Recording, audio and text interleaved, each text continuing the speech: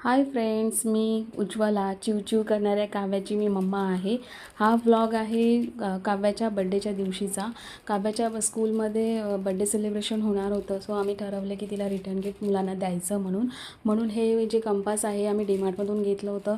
त्यानंतर ह्यात 2 chocolate strips, purse, pencil, sharpener, rubber असं सगळं काही पॅक करून आम्ही ते द्यायचं ठरवलं होतं. त्यानंतर मग काव्याची आम्ही तयारी केली. तिला छान फ्रॉक घातला. तिला हा फ्रॉक खूप आवडत होता आणि ती छान रेडी झाली होती. आणि त्याच्यानंतर मग स्कूलमध्ये पण टीचरनी तिचं सेलिब्रेशन केलं बड्डेचं. आणि मग संध्याकाळी डायरेक्ट आम्ही सगळ्यांनी बड्डेचं हे सेलिब्रेशन केलं. हे डेकोरेशन आम्ही ॲक्च्युली बाहेरून बोलवलं होतं. त्यांनी डेकोरेशन खूप छान केलं होतं.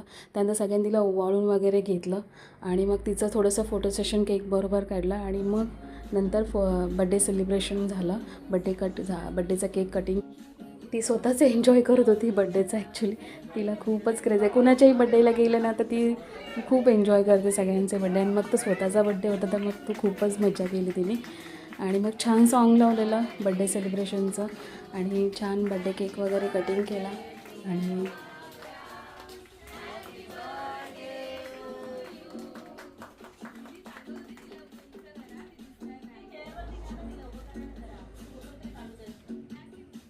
डॅडाने तिला खुर्चीवरती उभा केलं होतं, कारण त्या केकमधून ती दिसूनच येत नव्हती.